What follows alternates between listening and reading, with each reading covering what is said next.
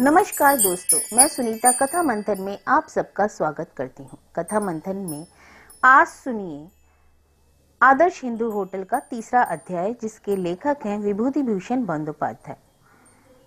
उस दिन बारिश बहुत तेज थी। हजारी ने देखा होटल के गद्दी वाले कमरे में कई भले आदमी बैठे हुए हैं। आमतौर पर इस तरह के ग्राहक इस होटल में नहीं आया करते। हजारी उन लोगों को देखकर जरा चक्कर में पड़ गया। बेचू चक्रवर्ती ने पुकारा, ओ ठाकुर, हजारी ठाकुर, इधर आओ। हजारी जब गद्दी वाले कमरे के दरवाजे पर जा खड़ा हुआ तो उन भले आदमियों में से एक ने पूछा, इन्हीं का नाम हजारी है? जी हाँ बाबू, इन्हीं का नाम हजारी है, बेचू चक्रवर्ती ने कहा। बाबू, इन्हीं की बाबत सुना है। ठाकुर, आज इस बरसाती मौसम में तुम बढ़िया मांस और पुलाव बनाकर हम लोगों को खिला सकोगे? जो भी होगा हम तुम्हें अलग से मेहनताना दे देंगे। बेचू ने कहा, उसको अलग से मेहनताना क्यों देंगे बाबू? आप लोगों के आशीर्वाद से बहुत दूर दूर के लोग हमारे होटल का नाम जानते हैं। यह तो हमारा ही रसोइया है, इसे और कुछ ना देना पड़ेगा। आप लोग जो हुक्म देंगे यह वही करेगा। बेचू के पुकारने पर इस समय पद्दो मैरी ने कमरे में प्रवेश किया। बेचू चक्रवर्ती कुछ बोले इससे पहले ही एक बाबू ने कहा, मैरी, इस बरसाती मौसम में जरा चाय बनाकर पिलाओ तो हम लोगों को, ना हो तो किसी दुकान से ही ला दो। समझे चक्रवर्ती जी? यह तो जो आपने कहा कि आपके होटल का नाम दूर दूर तक विख्यात है, सो गलत नहीं क्या?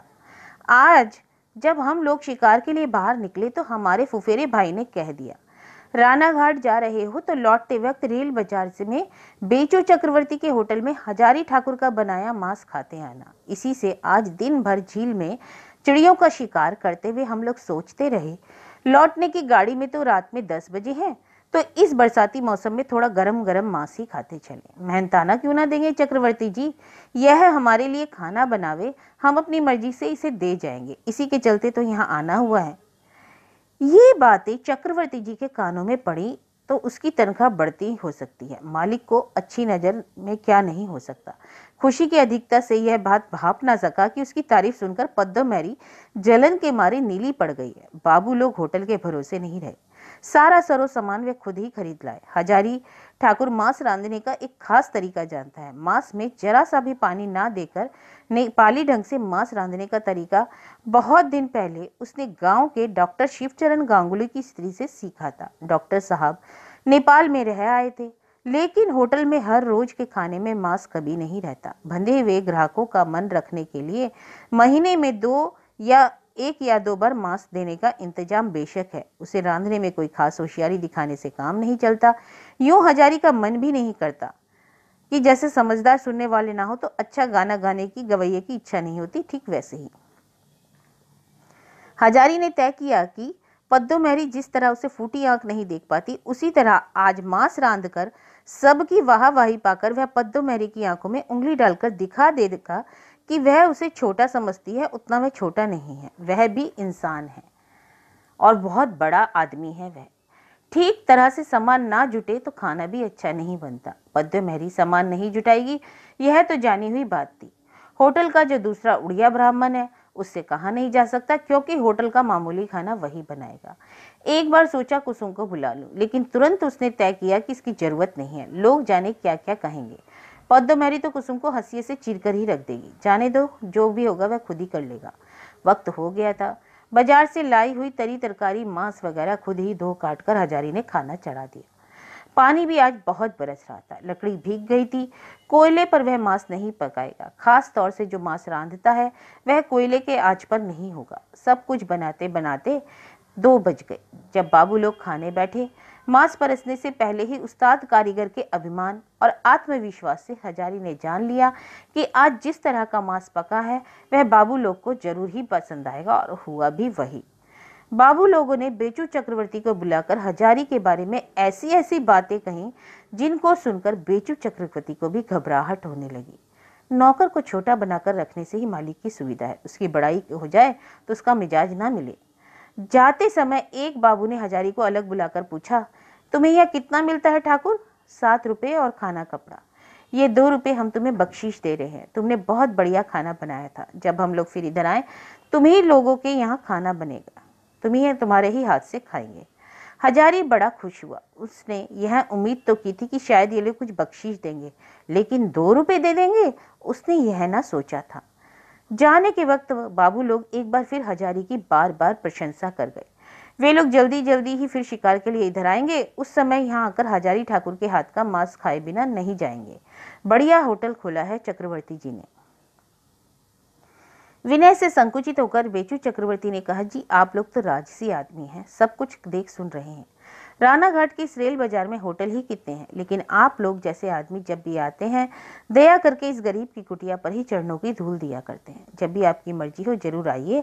अगर पहले से चिट्ठी डाल दें तो आप लोगों के लिए सारी चीजें मौजूद रहेंगी। कलकत्ता लौटकर अपनी जान पहचान के 2-4 लोगों से भी कहिएगा, ताकि इधर आना हो तो वे लोग चले आए। बाबू हमारे रसोइये का मेहनताना जी कितना दूं? दीजिए बाबू, 1 जून का मेहनताना 8 आना दे दीजिए। बाबू लोग बेचू के हाथ में 8 आना देकर चले गए। बेचू चक्रवर्ती ने हजारी ठाकुर को बुलाकर कहा, ठाकुर आज और कहीं ना जाना, दिन ढल रहा है, जरा देर बाद फिर चूल्हे में आग सुलगानी पड़ेगी। पद्दो कहाँ है? पद्दो दीदी बर्तन बासन निकाल रही है, बुला दूं? हजारी ने समझ लिया कि पद्दो महरी का मुंह आज फूला हुआ है। होटल में आज सबके सामने बाबू लोग हजारी की तारीफ कर गए।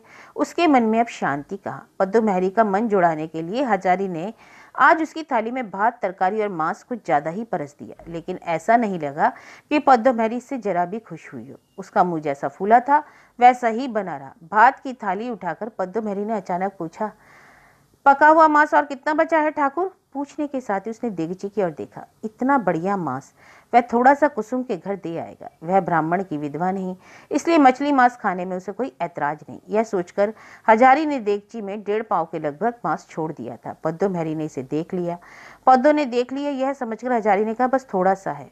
क्या करोगे तुम उसका? मुझे दे दो, आज मेरा बहन जमाई आने वाला है, तुम तो मांस खाते नहीं। जो मांस कुसुम के लिए रखा था उसे पद्दो महरी को देना पड़ेगा, जिसका हजारी ठाकुर मुंह भी नहीं देखना चाहता। यह नहीं कि हजारी मांस खाता नहीं, जब भी होटल में मांस बनता है हजारी अपने हिस्से का मांस छिपाकर कुसुम को दे आता है, खुद नहीं खाता। पद्दो महरी यह जानती है, इसी से उसको तकलीफ देकर बदला चुकाने की इच्छा उसके मन में जाग उठी। हजारी यह बात समझ गया। हजारी ने कहा, तुम्हें तो दे दिया है ना पद्दो दीदी, देगची के तले में जरा सा बच रहा है, उसका तुम क्या करोगी? क्या करूंगी? कह तो चुकी, बात तुम्हारे कानों में नहीं पड़ी? मेरा बहन जवाई आया है, सुना नहीं? जितना दिया है क्या उतने में तुम्हारा पूरा पड़ जाएगा? दे दो वह सब। हजारी ने मुसीबत में पड़कर कहा, मैंने जरा सा रख लिया, मुझे जरूरत है। पद्दो महरी मुड़कर खड़ी हो गई, उपहास के स्वर में बोली, क्यों जरूरत है? तुम तो खाते नहीं, सुनो तो जरा, किसको दोगे? दे दूंगा, एक आदमी ने मांगा है थोड़ा। कौन है वह आदमी? है एक, तुम उसे नहीं जानती। पद्दो महरी ने हाथ की थाली नीचे रख दी, हाथ नचाकर बोली, नहीं मैं नहीं जानती। मैं कैसे जान सकती हूँ? और उस जानने समझने की मुझे जरूरत भी नहीं है। मैं बहुत पहले से मैं तुमसे कह चुकी हूँ कि होटल की चीज तुम किसी को नहीं दे सकते, ठीक है? अरे मुझे मत दो, आज चक्रवर्ती बाबू का साला आया है कलकत्ते से, जिसके लिए कटोरे में मांस निकाल कर रख दो, उस दिन आकर खा लेगा। मुझे नहीं मिल सकता, लेकिन वह तो होटल के मालिक का अपना आदमी है, उसे तो मिल सकता है ना। चक्रवर्ती के इस साले को हजारी ने कई बार देखा था। महीने में 10 दिन आकर बहनोई के पास पड़ा रहता, काले किनारे की धोती पहनकर मांग सवार कर होटल में मालिकाना रौब जमाया करता, जैसे होटल का मालिक वही हो। उसके गांव की लड़की कुसुम को अच्छा बुरा खाना मिलना तो दूर, कई बार वह अपने लिए भरपेट भात भी नहीं जुटा पाती। उसके लिए जतन से रखा हुआ मांस आखिर उस चालबाज सिगरेट खोर साले को खिला देना पड़ेगा। यह बात हजारी को जरा भी पसंद नहीं आई, लेकिन वह भला आदमी है और थोड़ा डरपोक की किस्म का भी। जिनका होटल वह अगर खाना चाहते हैं तो हजारी को उन्हें देना ही पड़ेगा। आखिर हजारी को पद्दो महरी के सामने फूल के बड़े कटोरे में देगची का सारा मांस निकालकर रसोई घर के ताक पर रकाबी से ढककर रख देना पड़ा। थोड़ा सा वक्त है, हजारी उतनी ही देर में एक बार नदी किनारे खुली जगह पर टहलने चला गया। आज उसका आत्मविश्वास बहुत बढ़ गया। उसने 2 बातें समझ ली। पहली तो यह कि अच्छा खाना बनाना वह भूला नहीं, उसका बनाया खाना खाकर कलकत्ते के बाबू लोगों ने जी भरकर उसकी तारीफ की। दूसरी यह, पराधीन होकर काम करने से इंसान को दया माया का ख्याल छोड़ देना होता है। आज इतना बढ़िया खाना मांस कुसुम को नहीं खिला सका, ना खिलाना पड़ा उन्हें, जिसको वह फूटी आंख नहीं देख सकता। कुसुम ने जिस दिन उसे खतरी दी थी, उसी दिन से हजारी के मन में कुसुम के लिए एक अजीब स्नेह घर कर गया था। उम्र में तो वह बेटी जैसी है, काम भी उसके बेटी की ही तरह है। आज अगर हजारी के हाथ में पैसा होता तो वह दिखा देता कि वह बाप का प्यार किस तरह से जाहिर किया जाता है। लेकिन कुछ देना तो दूर रहा, अपने हाथ का पकाया इतना बढ़िया मांस तक वह कुसुम को नहीं दे सका। हजारी को बचपन की बातें याद आती हैं। उसकी माँ मोहल्ले की कई अधेड़ और बूढ़ी विधवाओं के साथ एक बार गंगा सागर की तैयारी में लगी हुई थी। हजारी उस समय 8-10 साल का बच्चा था। उसने भी जिद पकड़ ली कि गंगा सागर जाए बिना न मानेगा, लेकिन उसकी जिम्मेदारी कोई लेने को तैयार न था। सभी ने कहा, तुम्हारे उस लड़के की देखभाल कौन करेगा भाई, इतना छोटा बच्चा है और वहाँ तरह तरह की परेशानी है, तब तो तुम्हारा भी जाना ना होगा। हजारी की माँ बच्चे को छोड़कर गंगा सागर नहीं जा सकी, इसलिए उनका जाना ही नहीं हुआ और फिर जिंदगी में कभी वे ना जा सकी। लेकिन हजारी के मन में माँ के स्वार्थ त्याग की घटना जगमगाते अक्षरों में छप गई। हजारी ने सोचा, जाने भी दो, अगर कभी मैं अपना होटल खोल सका तो राना घाट के इसी बाजार में बैठकर मैं पद्दो मेहरी को दिखा दूंगा कि तू कितने पानी में है और मैं कितने पानी में। हाथ में पैसे होते तो कल ही होटल खोल देता। मेरा अपना होटल हो जाएगा तो कुसुम को हर रोज अच्छी अच्छी चीजें खिलाऊंगा। वह भली भांति जानता है कि कुछ बातें उसने बहुत अच्छी से सीखी हैं। होटल के लिए हाट बाजार करना बहुत जरूरी है और मुश्किल काम भी। होटल की सफलता बहुत कुछ इस हाट बाजार पर ही निर्भर है। अच्छी तरह हाट बाजार करने का मतलब है सस्ते भाव में अच्छी चीजें खरीदना, अच्छी चीजों की जगह सस्ती चीजें देखने में वह किसी तरह रद्दी न जान पड़े ऐसा सामान ढूंढ निकालना। जैसे दिन बाजार में बाटा मछली महंगी हो तो उस दिन रेल चालान से आई हुई 6 आने से रास मछली खरीदकर उसे बाटा की तरह चलाना होगा। सहज ही यह जान लेना मुश्किल है कि कौन सा बाटा का बच्चा है और कौन सा रास का। दूसरे दिन हजारी चूर्णी के किनारे जाकर बैठा रहा। कल से उसका मिजाज ठीक नहीं। पद्दो मेहरी ने कभी उसके साथ अच्छा व्यवहार नहीं किया, करेगी इसकी भी उम्मीद नहीं। फिर भी कल जरा से पके मांस को लेकर उसने जो हंगामा खड़ा कर दिया, उसके मन में बहुत तकलीफ हुई। दूसरे की चाकरी करने में ऐसा ही होता है। कुसुम को जरा सा मांस ना दे सकने की तकलीफ उसे बहुत हुई। इतना बढ़िया खाना उसने बहुत दिनों से नहीं बनाया था। इतनी उम्मीद की चीज वह कुसुम को दे पाता तो उसे खुशी होती। काम अच्छा करने पर भी तनख्वाह बढ़ाने की बात तो दूर, कोई उसकी तारीफ करना भी नहीं चाहता। पग पग पर उसको नीचा दिखाते हैं। कभी कभी उसका मन होता है कि जदू बाबू के होटल में काम कर ले, लेकिन इसका क्या ठीक कि वहां भी कोई ऐसा नहीं होगा। वहां भी किसी पद्दो मेहरी के आ जुटने में देर न लगेगी। क्या किया जाए? बेला ढलाई, अब और नहीं बैठा जा सकता। बहुत पाप किए बिना कोई होटल में रसोईदारी करने नहीं आता। अभी जाकर देगची ना चढ़ा देने पर पद्दो मेहरी 4 घंटा बाद सुना देगी। अब तक चूल्हे में आग सुलगा गई होगी, लेकिन लौटते हुए जाने क्या सोचकर वह कुसुम के यहाँ चला गया। कुसुम ने आसन बिछाकर कहा, आइए बाबा ठाकुर, बड़े आए, आपके पैरों की धूल आज मेरे आंगन लगी। हजारी ने कहा, देखो कुसुम, मैं तुमसे एक सलाह लेने आया हूँ। कुसुम ने कहा, हाँ बाबा ठाकुर बोलिए। मेरी उम्र 46 की हो गई है, लेकिन मैं इतनी उम्र का लगता नहीं हूँ। क्या ख्याल है तुम्हारा? अभी मुझ में काम करने की काफी ताकत है। हजारी का बात किस रुख की ओर है वह समझ ना पाई और कौतूहल भरे स्वर में बोली, हाँ बाबा ठाकुर, यह तो है, आपकी उम्र भी इतनी क्या है। कुसुम के मन में एक सिर उठाने की, कहीं बाबा ठाकुर ब्याह शादी की बात तो नहीं सोच रहे। हजारी ने कहा, कुसुम, मेरा बड़ा मन है कि मैं अपना एक होटल खोलूं। अगर कभी पैसों का इंतजाम कर सका तो जरूर करूंगा, यह पक्का समझो। दूसरों की झाड़ खाकर अब काम करने का मन नहीं होता। मैं 10 साल से होटल में काम कर रहा हूँ। हाट बाजार कैसे होता है मैंने सीख लिया। अगर मैं हाट बाजार के दिन माखमपुर के हाट से तरी तरकारी खरीद लाऊं तो रानापुर के हाट के मुकाबले 4-6 आने की बचत हो जाएगी। होटल के रोजगार का यही मामूली फायदा नहीं है। हाट बाजार करने में होटल का आधा मुनाफा है और मुझे पूरा विश्वास है कुसुम, अगर कभी मेरे हाथ रुपए पैसे लगे तो मैं होटल जरूर खोलूंगा। वह बाजार का सबसे अच्छा होटल होगा, तुम देख लेना। हजारी ठाकुर का यह लंबा बयान कुसुम अचंभे के साथ सुन रही थी। वह हजारी को बाप जैसा समझती थी, इसी से वह बेटी की तरह बाप के तरह से स्नेह करती थी। होटल के रोजगार को वह कुछ समझे ना समझे, पर यह जरूर समझ गई कि बाबा ठाकुर अक्लमंद हैं। कुछ देर बाद उसने जाने क्या सोचकर कहा, मेरे पास एक जोड़ा कंगन था, पिछले साल लड़के की बीमारी में मैंने बेच दिया, अभी एक बच रहा है, बेचने पर 60-70 मिल जाएंगे। आप उसे लेंगे बाबा ठाकुर? उन रुपये से आप होटल खोल लीजिए। हजारी ने हंसकर कहा, दूर पगली, 60 रुपए में कहीं होटल खुलता है? कितना रुपए होने से काम चलेगा? 200 रुपए से तो कम नहीं, बल्कि उतने में भी नहीं होगा। अच्छा, हिसाब लगा कर देखिए ना बाबा ठाकुर। हिसाब क्या लगाना है, वह तो जबानी बता सकता हूँ। समझो, 2 बड़ी और 3 छोटी देगचियाँ, थोड़े से थाली बर्तन, कलछुन, चिमटा, सड़ासी, चम्मच, चाय के बर्तन, बाहर गद्दी वाले कमरे के लिए एक चौकी, बिछावन, तकिया, कत्थई रंग की 2 भैया, बाल्टी, लालटेन, चकला, बेलन, सारा सामान खरीदने में ही 200 रुपये से उठ जाएंगे। 5 दिनों का बाजार खर्च हाथ में रखकर ही तो शुरू करना होगा। नौकर बामन की 2 मन की तनख्वाह अलग से रखनी होगी। अगर पहले 2 महीने में कुछ आमदनी ना हुई तो उनकी तनख्वाह कहाँ से दी जाएगी? खैर यह सब छोड़ो, पर बात यह कि मैं तुमसे रुपए क्यों लेने लगा? कुसुम ने दुखी स्वर में कहा, मेरे पास होते तो आप लेते क्यों नहीं? अगर वे रुपए ब्राह्मण के काम आ जाएं तो इसमें खुशकिस्मती होगी बाबा ठाकुर, लेकिन वैसी किस्मत होती तो ना रुपए होते। मेरे पास जब नहीं है तो मैं ये बात कैसे कह दूं? जो भी हो, अगर कभी आपको उनकी जरूरत पड़े तो अपनी बेटी को बताइएगा जरूर। हजारी उठ खड़ा हुआ। यह बैठकर ज्यादा देर से काम न चलेगा। उसने कहा, नहीं रे कुसुम, उससे भला क्या हुआ, अब मैं चलूं?